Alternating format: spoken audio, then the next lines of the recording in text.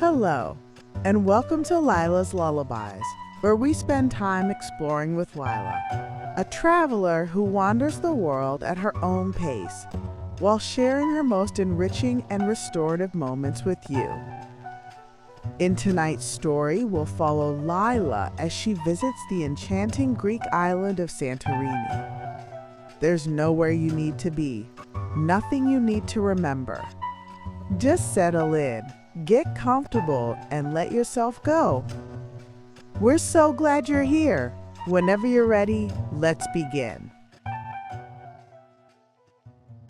The morning sun cast a golden glow across the whitewashed buildings of Oia, and Lyla stood on the terrace of their rental villa, looking out at the caldera. The view was breathtaking.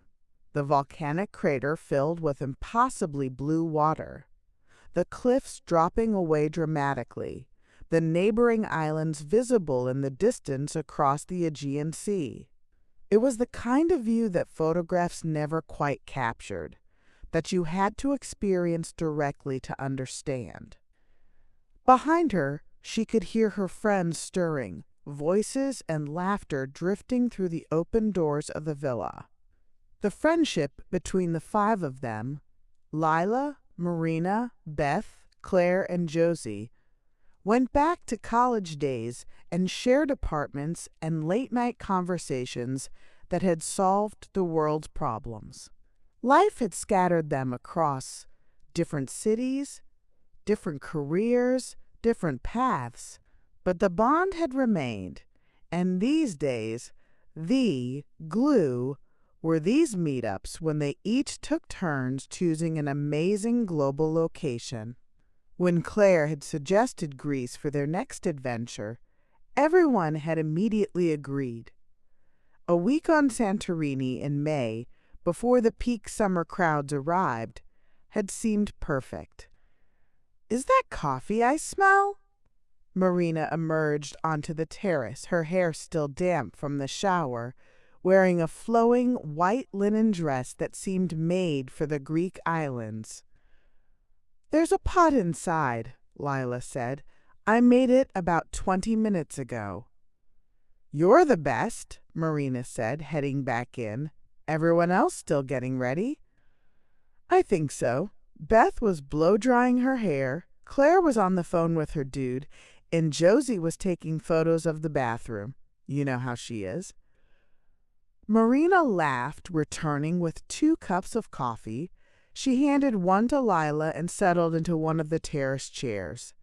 "I could sit here all day and just look at this view." "I know, but we'd miss Oia at breakfast time, and I've been dreaming about that restaurant Claire found." "The one with the terrace overlooking the caldera?" "That's the one." The other 3 emerged gradually, and soon all 5 friends were gathered on the terrace, coffee cups in hand, the morning sun warming their faces. The villa was perched on the cliffside, part of the warren of traditional cave houses that made up Oia, and from their vantage point, they could see the famous blue-domed churches and windmills that appeared in every postcard of Santorini. "Okay," Claire said, consulting her phone where she'd made notes. "Breakfast reservation is at 9:30, so we should probably head out in about 15 minutes. Then I thought we could walk the cliff path from Fira to Imerovigli. It's supposed to be one of the most beautiful walks on the island. After that, maybe explore Pyrgos village. And this afternoon, the beach at Kamari." "Plan much?" Beth asked with a smile. They all laughed. Claire doubled down with a smirk and continued. "Tonight is the grand finale. Venetsanos Winery for sunset dinner. The reviews say it has the best views on the island, and the food is supposed to be incredible." "You've outdone yourself," Josie said. "Seriously, Claire, I don't know how you have the patience for all this research." "I like it," Claire said with a shrug. "It's like putting together a puzzle, finding the perfect combination of things to do, places to eat, timing everything right. They finished their coffee and gathered their things: sunscreen, sunglasses, hats, cameras. The morning air was warm but not yet hot, with a gentle breeze coming off the water. May on Santorini was perfect, Lyla thought. Warm enough for beaches, but not the scorching heat of July or August. The walk to the restaurant took them through Oda's narrow streets, past shops not yet open for the day, churches with their brilliant blue domes, bougainvillea cascading over white walls in shocking pink and deep magenta. Cats lounged in sunny spots, and a shopkeeper was sweeping the steps outside her boutique. The restaurant was tucked into the cliffside, its terrace offering unobstructed views of the caldera. They were shown to a table right at the edge, and all five of them paused for a moment, just taking in the view. The morning light made the water sparkle, and the cliffs across the caldera were painted in shades of red and black, the volcanic rock that had formed this landscape thousands of years ago. "This is unreal," Beth said softly. "I feel like I'm in a movie." A waiter arrived with menus and water, his English accented but clear. "Welcome, ladies." "Beautiful morning, yes? Can I bring you some coffee or juice to start?" They ordered Greek coffee and fresh orange juice, and when the waiter left, Marina raised her water glass. "To us! Another amazing destination." They clinked glasses, and Lyla felt that warm glow of gratitude that came from being with people who truly knew her, who had known her through different versions of herself, who would continue to be there as they all kept evolving. Breakfast was a feast: Greek yogurt with honey and walnuts, fresh fruit, pastries filled with cheese and herbs, an omelet with feta and tomatoes to share, and bread still warm from the oven. They ate slowly, savoring everything, the conversation flowing easily from topic to topic. Beth's daughter was graduating high school. When had that happened? Marina was considering a career change. Claire's mother was having health issues. Josie had started dating someone new, tentatively hopeful. The waiter returned at one point, smiling at their obvious enjoyment of the food. "Everything is good?" "Everything is perfect," Lyla said. "You are old friends?"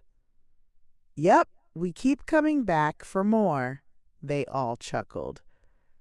"Ah, old friends. This is beautiful. To travel together, to share these experiences. Greece is very good for this, I think. The islands, the food, the wine, they make people happy, bring friends closer." After breakfast, they made their way to Fira, the main town of Santorini. The bus ride took them along winding roads with dramatic views, and they arrived to find Fira already bustling with activity. Cruise ship passengers disembarking at the port below, shops opening, cafes filling with morning customers. The cliffside path from Fira to Imerovigli was clearly marked, and they set off, walking in a loose group, sometimes all together, sometimes spreading out as people walked at different paces or stopped to take photos. The path was spectacular, hugging the edge of the caldera, offering constantly changing views. White buildings clung to the cliff face, their blue doors and shutters bright against the white walls. Churches appeared around every bend, their bells sometimes ringing out across the water. The path climbed and descended, wound around buildings and through narrow passages, always with the caldera on one side and the volcanic cliff rising on the other. "This is what I imagined when I thought about Greece," Marina said, stopping at a viewpoint. Exactly this. The white buildings, the blue water, the sense of ancient history mixed with timeless beauty. They walked at a leisurely pace, stopping frequently to admire views, or to peer into churches, or to browse in small shops built into the cliff. At one point, they encountered a donkey train, the traditional way of transporting goods up and down the cliffs, and they pressed against the wall to let the sure-footed animals pass, their bells jingling. "Can you imagine living here?" Beth asked. "Waking up to this view every day?" "I think it would either make you incredibly zen or drive you crazy," Josie said. "Like, how do you get anything done when you could just stare at the view all day?" "I'd be willing to find out," Claire laughed. They reached Imerovigli, the highest point on the caldera rim, and found a cafe with a terrace where they could rest and have a cold drink. The views from here were even more expansive. They could see the entire sweep of the caldera, the volcanic islands in its center, the villages dotting the cliff edge like strings of white pearls. An older couple sat at the next table, and the woman smiled at them. "Your first time in Santorini?" she asked in a British accent. "It is," Lyla said. "We're here for the week." "Lovely. We come every year, have been for the past 10 years. It's our happy place. You'll find it hard to leave, I warn you." "Are you walking the path?" the man asked. "We just walked from Fira," Marina said. "It was beautiful." "If you have time, walk all the way to Oia from here. Takes about 2 hours, but it's the best section of the whole path. Though any walk on Santorini is spectacular, really." They chatted for a few minutes. The couple offered recommendations for restaurants and hidden beaches, warned them about the crowds that would arrive in June, told them about the history of the island and its volcanic origins. "The whole caldera is a collapsed volcano," the man explained. "The eruption that created it was one of the largest in human history. Some think it might have been the basis for the Atlantis legend. When you look at the cliffs, you're looking at the inside of a volcano." After finishing their drinks, the 5 friends decided to save the walk to Oia for another day and instead headed inland to Pyrgos village. The taxi ride took them away from the dramatic cliffs into the interior of the island, where the landscape was more gently rolling, covered in vineyards.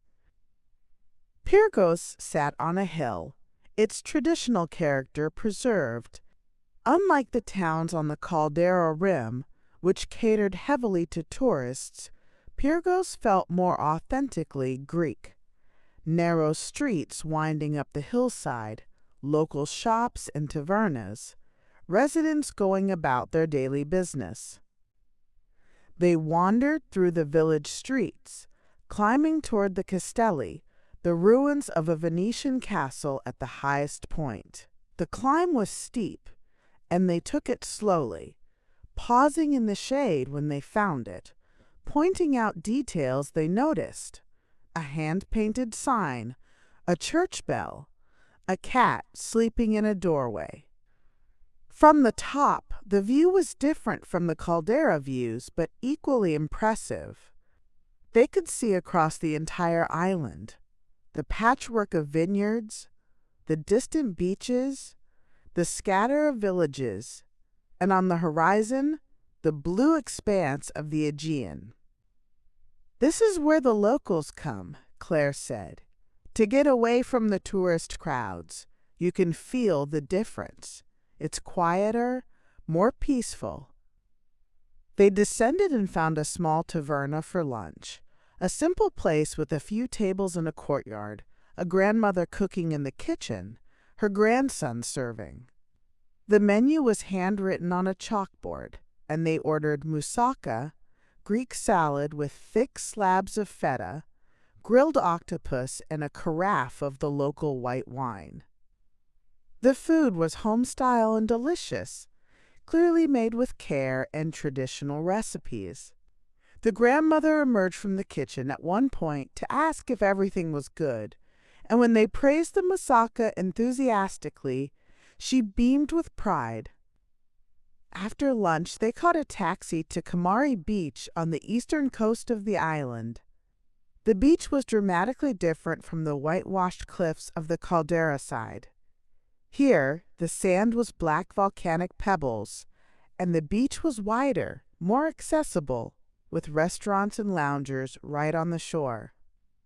They rented loungers with umbrellas and settled in, the 5 of them in a row like they were back in their 20s. Except now they wore better sunscreen and had brought books instead of just music. The water was refreshing, cooler than Caribbean waters, but not cold, and they took turns swimming and lounging, talking and reading, dozing in the warm sun. Other beachgoers were scattered along the shore, families building sand castles in the black pebbles, couples playing paddleball, solo sunbathers stretched out on towels. "This is perfect," Beth said from her lounger, eyes closed behind her sunglasses. "This exact moment, right here. Perfect." "Agreed," Marina said. "Though I'm going to be tragic when we have to leave." "We're only halfway through the week," Josie reminded them. "Glass half full, baby." "Don't worry," Beth said. "We'll just start planning the next one on the flight home." "Deal," they all said in unison, and then laughed at the synchronicity. As the afternoon stretched on, they swam one more time, rinsed off under the beach showers, and gathered their things.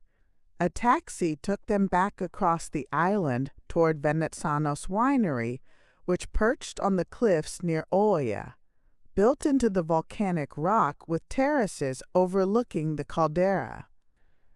The winery was stunning. Traditional architecture blended with modern design, the terraces carved into the cliff at different levels, each one offering spectacular views. They were shown to a table on one of the lower terraces, right at the edge, with nothing between them and the view except a low stone wall and hundreds of feet of empty air. "This might be the best table we've ever had anywhere," Marina breathed. A sommelier came to talk them through the wine list.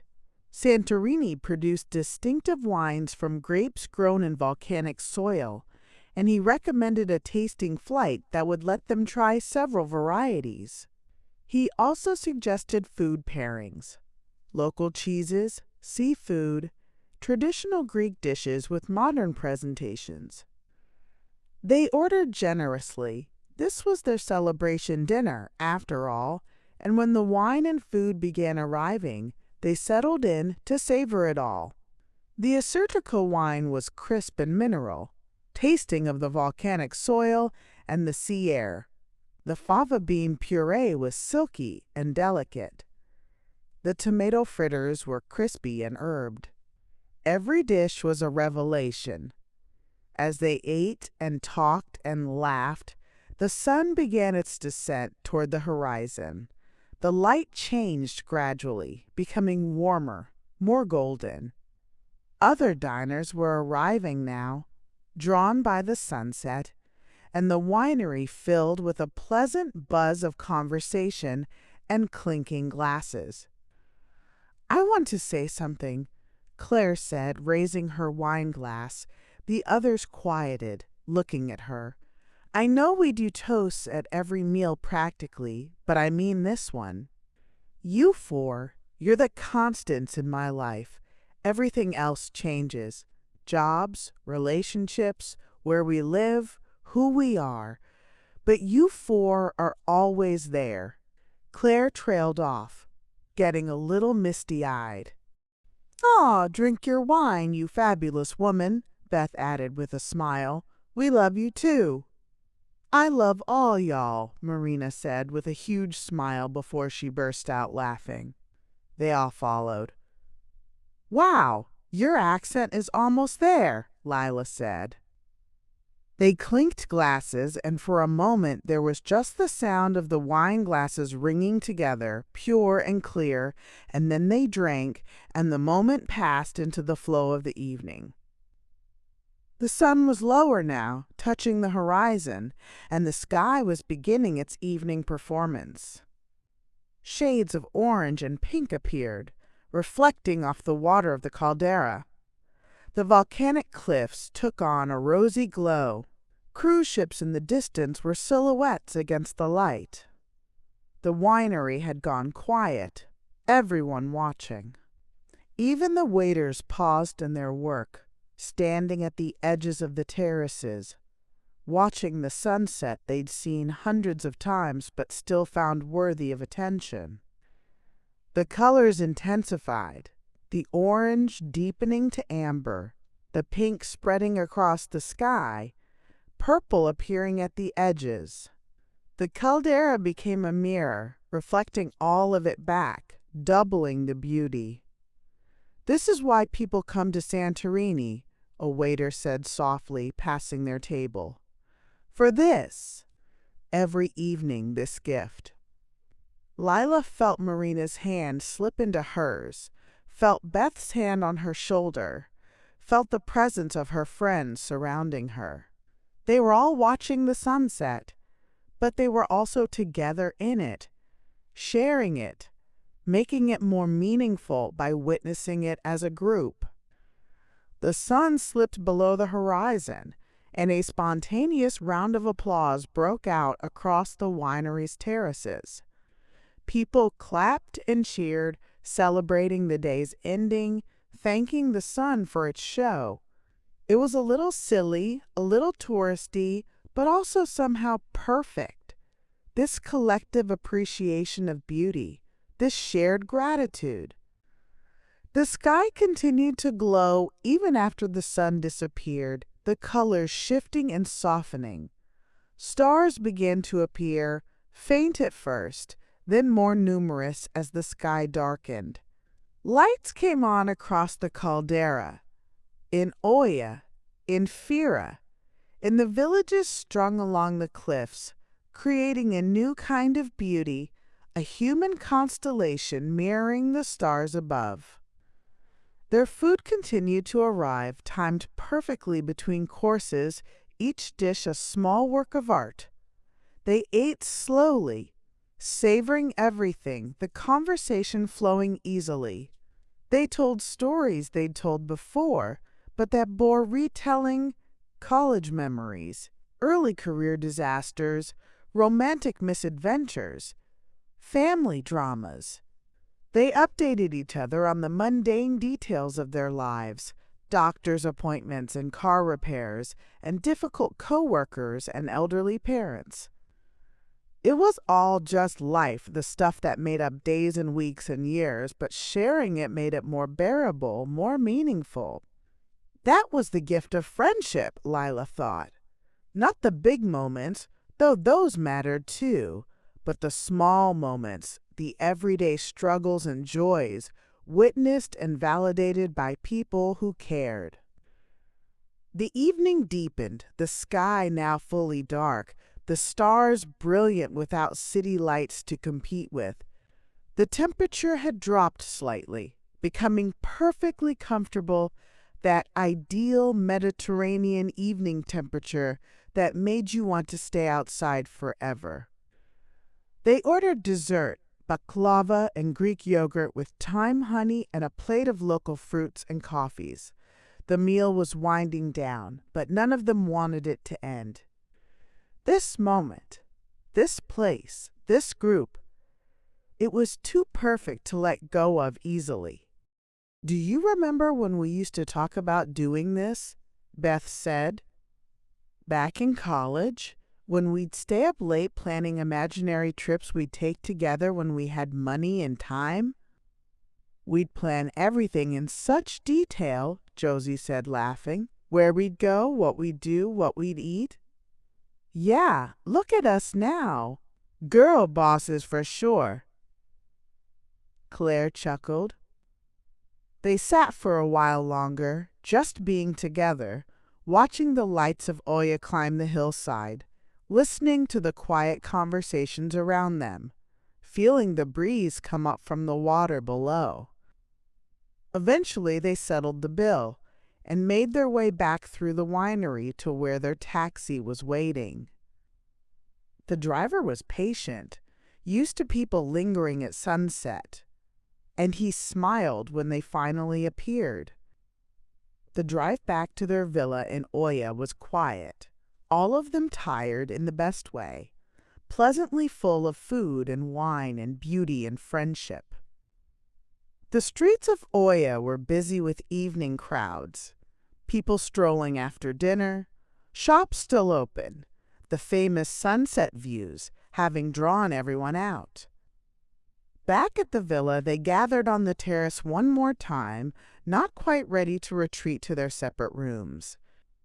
Someone, probably Claire, always the organizer, had arranged for a bottle of wine to be waiting in the villa, and they poured glasses and settled into the terrace furniture. "Tomorrow we need to do nothing," Marina declared. "Absolutely nothing but sit on this terrace and read and maybe swim." "I could be convinced," Beth said. "I'm in," Josie agreed. "We have the beach club reservation for day after tomorrow," Claire said. "So tomorrow can be our rest day." "Sounds like a plan," Lyla said, and they all laughed. They sat together in comfortable silence, sipping wine, looking out at the darkened caldera. Lights from the villages across the water twinkled like grounded stars.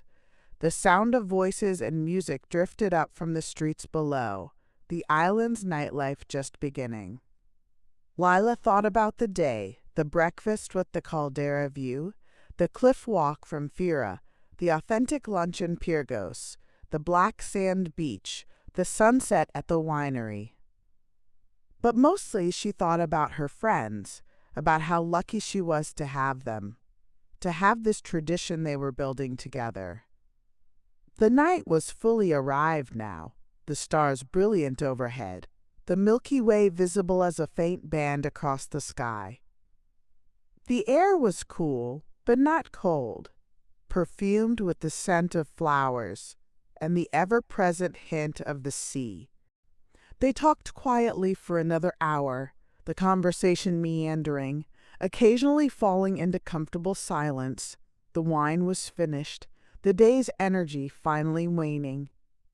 One by one, they began to drift toward their rooms, Beth first, yawning and declaring herself ready for horizontal, then Josie and Claire together, still discussing tomorrow's plans for doing nothing.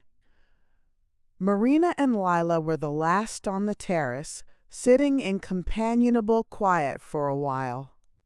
Finally, Marina stood, stretched, and headed toward her room, pausing at the door to look back at Lyla. "Don't stay up too late.